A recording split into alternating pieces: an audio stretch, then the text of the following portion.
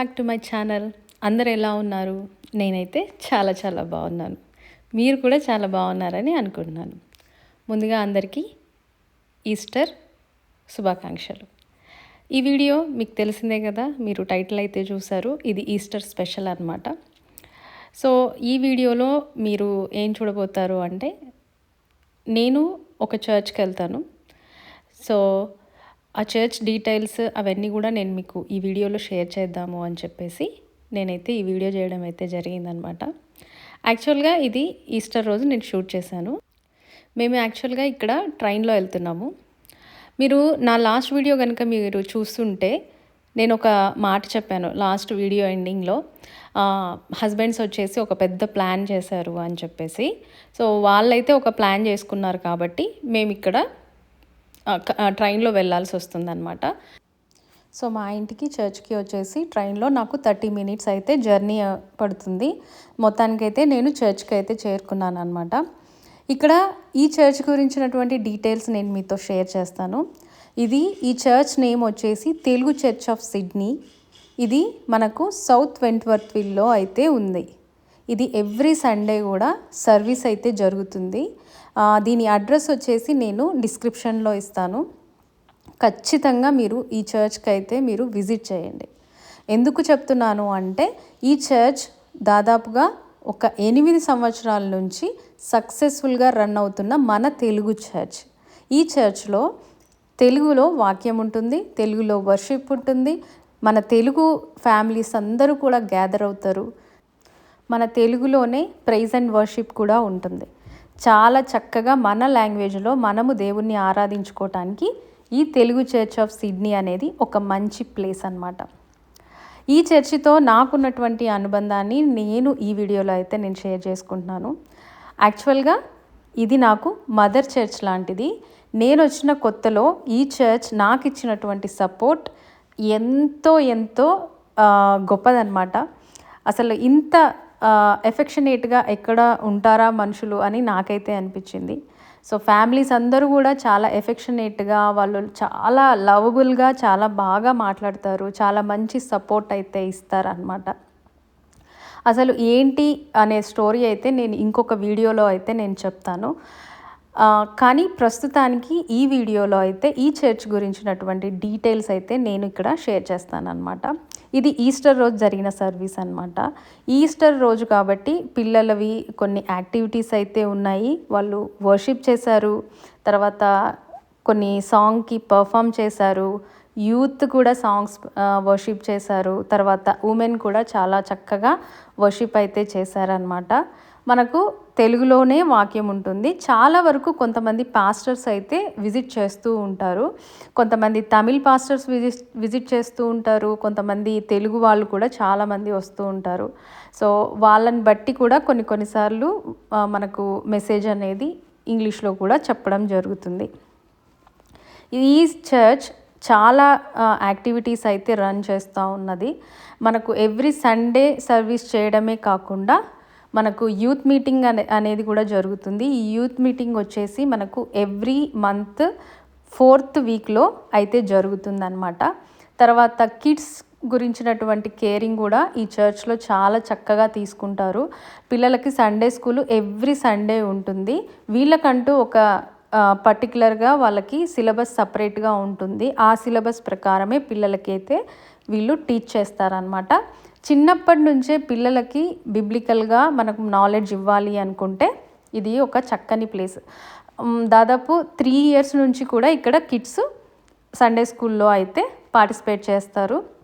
వాళ్ళకి చిన్నప్పటి నుంచి కూడా వాళ్ళకి ఒక ఆర్ట్ ద్వారా కానీ, రైమ్స్ ద్వారా కానీ, లేకపోతే ఒక డ్రాయింగ్ ద్వారా కానీ బిబ్లికల్ నాలెడ్జ్ అయితే వాళ్ళకి వీళ్ళు ఇస్తారనమాట.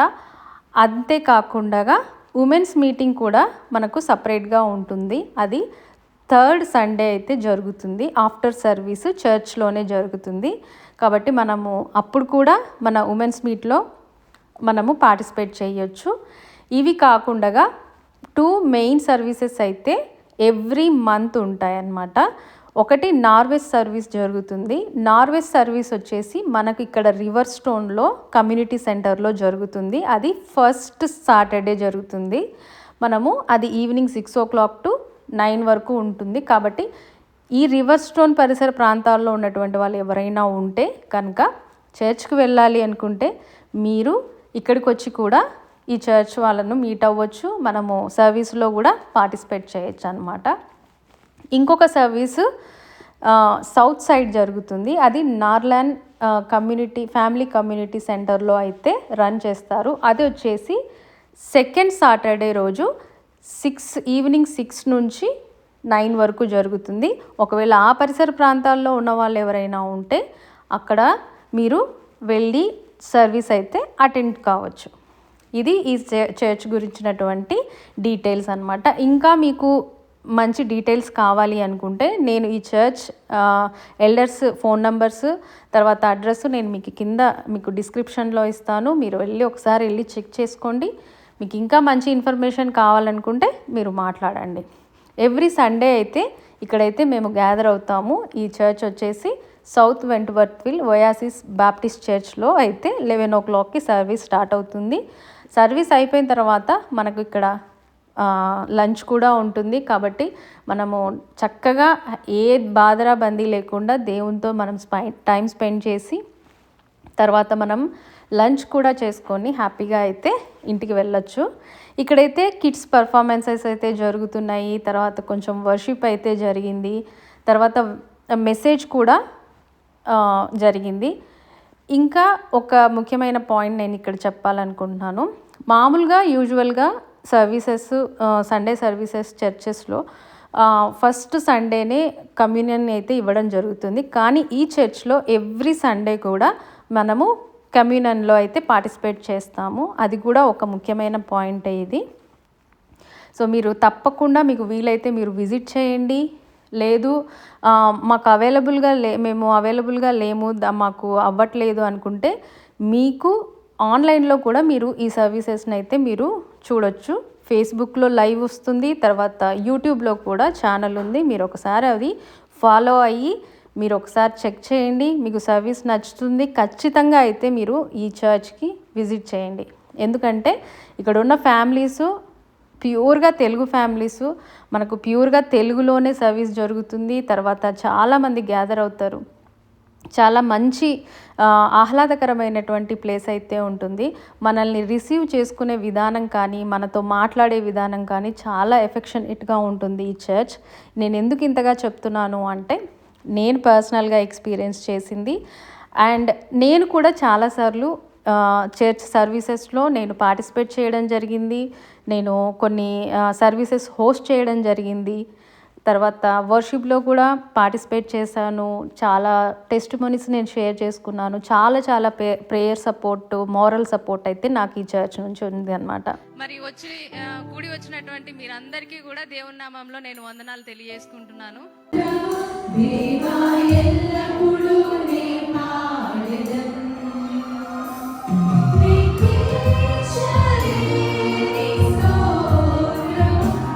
సో నా పార్టిసిపేషన్ కూడా మీరు ఇక్కడ చూస్తున్నారు. మీకు నచ్చిందనే నేను అనుకుంటున్నాను.